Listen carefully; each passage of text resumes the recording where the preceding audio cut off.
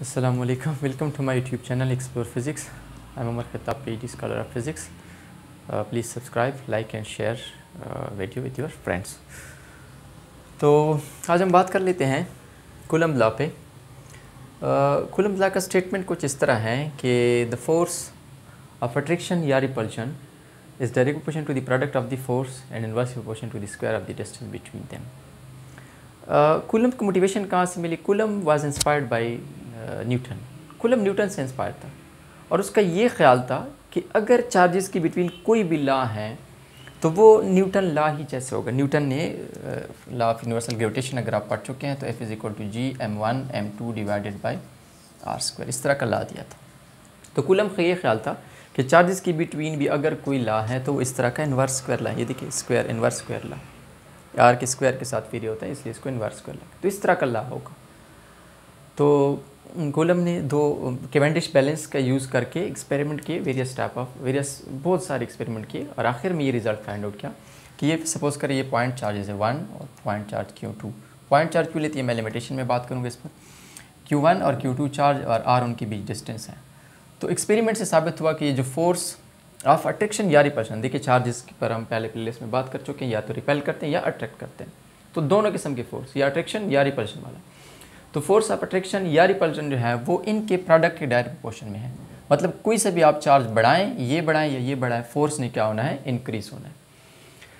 इसलिए मैं इसको मैथमेटिक्स के फॉर्म में ऐसे लिख सकता हूँ कि F direct proportion to Q1 Q2। कोई भी चार्ज मैं बढ़ाऊँ तो फोर्स ने बढ़ना है। इक्वेशन नंबर 1 का नाम इसको देता हूँ। इन द सेम स्टेटमेंट के दूसरे हिस्से में वो क्या कहता है कि force is the inverse proportion to the square of the distance, F proportional to 1 over R square. इसको मैं इक्वेशन नंबर 2 का नाम है। स्क्वायर से क्या मतलब है कि अगर मैं ये डिस्टेंस सपोज करता हूँ मैं 2 मीटर चेंज करता हूँ तो फोर्स जो है वो 4 टाइम चेंज होता है। 2 का स्क्वायर 4।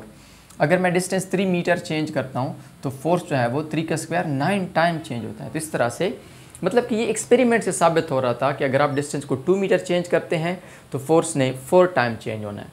अगर आप डिस्टेंस को 3 मीटर चेंज करते हैं, चेंज का मतलब है कम करना या ज़्यादा करना, डिपेंड अपॉन योर चॉइस, तो फोर्स ने 9 टाइम चेंज होना है। इन द सेम में अगर आप 4 मीटर चेंज करते हैं तो फोर्स ने 16, 4 का स्क्वायर 16 टाइम। तो एक्सपेरिमेंट से ऐसे साबित हो रहा था, इसलिए हम कहते हैं उसको मैथमेटिक्स के फॉर्म में लिखा कि F proportional to 1 over R square या F inverse proportional to R square. तो अब जब इन दोनों इक्वेशन को कंबाइन करते हैं तो F proportional to Q1 Q2 divide by R square. तो प्रोपोर्शनलिटी को ख़त्म करते हैं तो इक्वल साइन और एक कांस्टेंट, तो F is equal to K Q1 Q2 divide by R square. अब कंपेयर कीजिए ये दोनों लॉ, यहाँ भी कांस्टेंट है, यहाँ भी कांस्टेंट है, यहाँ प्रोडक्ट ऑफ मैसेज है, यहाँ प्रोडक्ट ऑफ चार्जेस हैं, यहाँ R स्क्वायर है, यहाँ भी R स्क्वायर है। तो coulomb was right that if there is any law between the charges that will be similar to the law of Newton। अब ये K क्या है? कूलम्ब कांस्टेंट है जिसको 1 और 4 पे एप्सिलॉन नॉट के बराबर है, और अगर आप इसमें वैल्यू पुट करें तो 9 मल्टीप्लाई बाई 10 पावर 9, और यूनिट को मैंने कैसे फाइंड आउट किया? ये न्यूटन और ये मीटर स्क्वायर ऐसे हो जाएगा ना, डिवाइडेड बाय कूलम्ब स्क्वायर। तो newton metre square divided by coulomb square इसका यूनिट है। और साथ में एप्सिलॉन नॉट क्या है? Permittivity of the free space. हम एज्यूम करते हैं कि यहाँ पे फ्री स्पेस है चार्जेस के बिटवीन। अगर आप मीडियम रखते हैं तो medium affect the force, so that's why we are assuming that there is free space between the charges, और उसी के परमिटिविटी को हम नाम रिप्रेजेंट करते हैं एप्सिलॉन नॉट से। परमिटिविटी परमिशन से कि मतलब कि फ्री स्पेस है, जितनी भी इलेक्ट्रिक फील्ड लाइन एक दूसरे से निकलते हैं वो सारे के सारे एक दूसरे पर फॉल हो रहे हैं। परमिटिविटी परमिशन से निकला है। अगर आप मीडियम रखें तो फोर्स पर इफेक्ट पड़ता है, और वो हम किसी नेक्स्ट लेक्चर में डिस्कस करेंगे। अब इसके लिमिटेशंस क्या है? लिमिटेशन ये है कि कूलम्ब लॉ सिर्फ और सिर्फ पॉइंट चार्जेस के लिए वैलिड है। पॉइंट चार्जेस से क्या मतलब है कि जिसके कोई डायमेंशन ना हो, जो कि डॉट की तरह हो। ये देखिए ना, मैंने बहुत ही स्मॉल लिए हैं, डॉट की तरह है, और डायमेंशन मतलब कि उसका लेंथ, साइज़, एरिया, वॉल्यूम इस तरह का कुछ नहीं है। और लिमिटेशन क्या है कि ये स्टैटिक चार्जेस के लिए वैलिड है। अगर चार्जेस मोशन में आते हैं तो फिर उसके साथ करंट पैदा होता है, magnetic field, and coulomb law is not valid in that case. It will be valid, but it is insufficient to answer all these question. तो इसलिए हम सिर्फ और सिर्फ उसको स्टैटिक चार्जेस के लिए यूज़ करते हैं। और साथ में फिर एक सवाल उठता है कि कूलम्ब लॉ अगर पॉइंट चार्जेस के लिए वैलिड है तो फिर इस तरह से हम बहुत सारे स्पेयर्स और मतलब कि बड़े ऑब्जेक्ट के लिए कैसे सॉल्व कर सकते हैं रिजल्ट। तो उसके लिए फिर यूज़ करते हैं न्यूटन शेल थ्योरम, और आप कमेंट में पूछ सकते हैं कि न्यूटन शेल थ्योरम क्या है। तो इसी के साथ डिस्कस कर लेते हैं electric field lines and electric field intensity. जी स्टूडेंट, अब बात कर लेते हैं इलेक्ट्रिक फील्ड पर।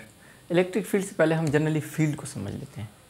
वो रीजन कि जिसमें आप किसी ऑब्जेक्ट के इफेक्ट को फील कर सकते हैं वो कहलाते हैं field of that object. For example मेरा इफेक्ट आप ऐसे फील कर सकते हैं, तो ये मेरा फील्ड हो गया।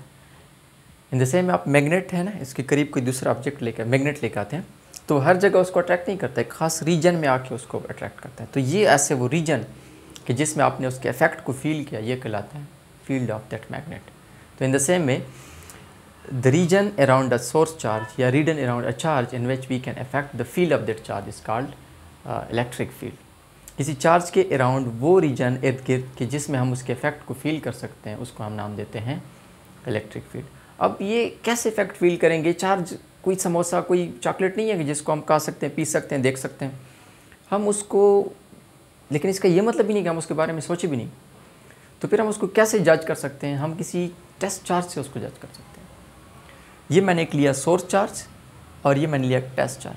टेस्ट चार्ज को मैं पहले से कंडीशन लगा लेता हूँ कि ये स्मॉल होना चाहिए, पॉजिटिव होना चाहिए। स्मॉल इसलिए होना चाहिए कि ताकि टेस्ट चार्ज इसको डिस्टर्ब ना करे, मैं इसमें इंटरेस्टेड हूँ। और पॉजिटिव इसलिए होना चाहिए ताकि मुझे बार बार इसके बारे में ना बताना पड़े कि ये नेगेटिव था तो इसलिए अट्रैक्ट हो गया, ये पॉजिटिव था तो रिपेल हो गया, ताकि मैं क्लियर हो जाऊँ सोर्स चार्ज के बारे में। इसलिए मैंने इसको पहले से डिफाइन किया कि ये स्मॉल इन साइज़ और पॉजिटिव इन नेचर होना चाहिए। और ये मैंने कोई सोर्स चार्ज लिया। अब ये सोर्स चार्ज के अलॉन्ग ऐसे फील्ड प्रेजेंट होगा। तो ये फील्ड देखो मैंने लाइनों से रिप्रेजेंट किया। ये लाइन क्या है इस पर हम नेक्स्ट वीडियो लेक्चर में बात करेंगे, ठीक है। तो मतलब इसके अलॉन्ग ऐसे फील्ड प्रेजेंट है इस सोर्स चार्ज के अलॉन्ग। अब जब मैं ये टेस्ट चार्ज करीब लेकर आता हूँ तो उस पर कोई फोर्स लगेगा, या तो वो अट्रैक्ट होगा या रिपेल होगा, इसके नेचर पर डिपेंड करता है। ये तो मैंने ऑलरेडी डिफाइन कर लिया कि पॉजिटिव है। तो जब ये पॉजिटिव हो गया, मैं इसको करीब लेकर आ रहा तो ये रिपेल हो गया, तो किस डायरेक्शन में इस पर फोर्स लगेगा। तो ये वो रीजन कि जहाँ पर मैंने इसके इफेक्ट को फील किया, सोर्स चार्ज के इफेक्ट को, ये इलेक्ट्रिक फील्ड कहलाते हैं। अब अगर ये नेगेटिव होता तो फिर क्या होता कि ये इसको अपनी तरफ अट्रैक्ट करता और फिर मुझे इसको रोकने के लिए फोर्स लगाना पड़ता। तो मैंने इसके फिर नेगेटिव के लिए मैंने जिस रीजन में इफेक्ट को फील किया तो वो इस नेगेटिव का इलेक्ट्रिक फील्ड होता। अब इलेक्ट्रिक फील्ड इंटेंसिटी जनरली हम कैसे कहते हैं? Number of line field line passing to certain area per unit time. Field line per unit time per unit area, उसको हम नाम देते हैं इंटेंसिटी। इंटेंसिटी पर वैसे प्लेलिस्ट में हम बात कर चुके हैं पहले। सपोज ये यूनिट एरिया है, 1 सेकंड में कितने फील्ड लाइन पास हो उसको हम इंटेंसिटी कहते हैं। लेकिन यहाँ पे अगर आप चेक करें तो जब आप इस चार्ज के करीब आते हैं तो आप पर ज़्यादा फील्ड लाइन फॉल होते हैं, अगर आप दूर जाते हैं तो कम फील्ड लाइन फॉल होते हैं। तो इसका मतलब ये है कि अगर आपका यूनिट एरिया कांस्टेंट है और आप जब करीब होते हैं तो आप पर ज़्यादा फोर्स लगेगा और आप जब दूर जाएंगे तो आप पर कम फोर्स लगेगा। इसलिए हम इसको force per unit test charge के फॉर्म में भी रिप्रेजेंट कर सकते हैं। तो force per unit test charge को हम क्या नाम देंगे? इलेक्ट्रिक फील्ड इंटेंसिटी, या वो सिंगल वेक्टर कि जो आपको इस फोर्स के मैग्नीट्यूड के बारे में भी बताए और डायरेक्शन के बारे में बताए, उसको हम नाम देंगे इलेक्ट्रिक फील्ड इंटेंसिटी। चूँकि फोर्स वेक्टर है तो ये भी वेक्टर होगा और जिस डायरेक्शन में आप पर फोर्स लग रहा है उसी डायरेक्शन में इलेक्ट्रिक फील्ड इंटेंसिटी भी होगा। और इसकी यूनिट को अगर आप चेक करें तो ये न्यूटन और ये कूलम, तो न्यूटन पर कूलम इसका यूनिट होगा और इसका नेचर वेक्टर होगा। तो आज के लिए इतना ही, मिलते हैं नेक्स्ट लेक्चर में।